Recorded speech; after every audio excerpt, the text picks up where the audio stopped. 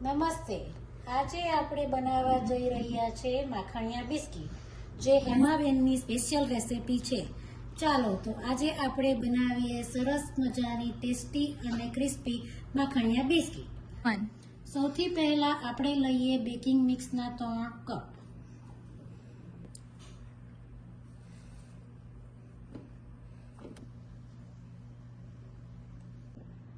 અને હવે આપણે લઈશું ઓલ પર્પઝ ફ્લોર એટલે કે મેંદાનો 1 કપ.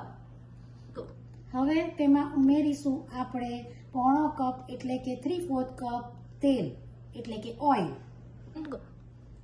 હવે તેમાં ઉમેરીશું આપણે 1 ટેબલસ્પૂન જીરું, 1/4 ટેબલસ્પૂન હળદર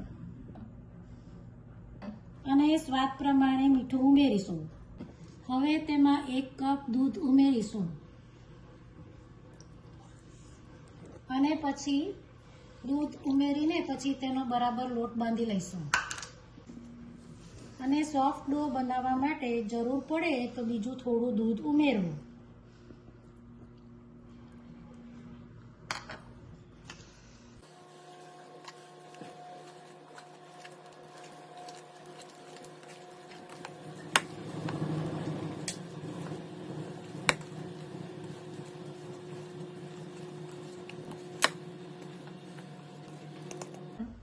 હવે લોટ બંધાઈ ગયા પછી પહેલા ઓવનને 350 ટેમ્પરેચર પર પ્રી હીટ પર ચાલુ કરી દેવું.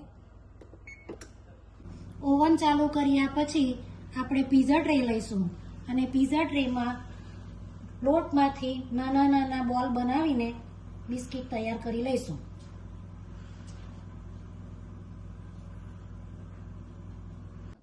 હવે એવી જ રીતે બીજા બધા લોટના ગોળ બનાવીને પીઝા ટ્રેમાં ગોઠવી દો. હવે સેમ ટેમ્પરેચર પર તૈયાર કરેલી પીઝા ટ્રેને હવે 15 મિનિટ માટે ઓવનમાં મૂકીશું. 15 મિનિટ પછી ઓવનને ખોલીને બિસ્કિટ બહાર કરી નીચેથી જોવું તો બ્રાઉન કલર થયો કે નથી થયો. જો ના થયો હોય તો થોડી વાર વધારે થવા દેવું. હવે 5 મિનિટ પછી આપણે પાછી બિસ્કિટને બહાર કાઢીને ચેક કરશું. હવે નીચેથી બ્રાઉન થઈ ગઈ છે તે તમે જોઈ શકો છો. હવે ટ્રેને આપણે ઉપર નીચે મૂકી દઈશું અને પછી ટેમ્પરેચર 300 ડિગ્રી સેટ કરી દઈશું.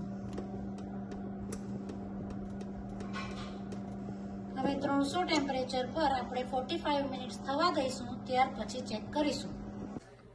હવે 45 મિનિટ પછી આપણી સરસ મજાની માખણિયા બિસ્કિટ બનીને તૈયાર થઈ ગઈ છે. તો હવે આપણે એને તોડીને જોઈશું.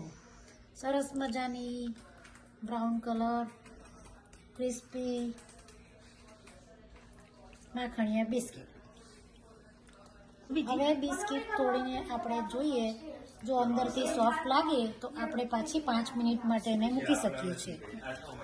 તમને રેસિપી ગમી હોય તો લાઈક કરો, શેર કરો અને સબસ્ક્રાઈબ કરો.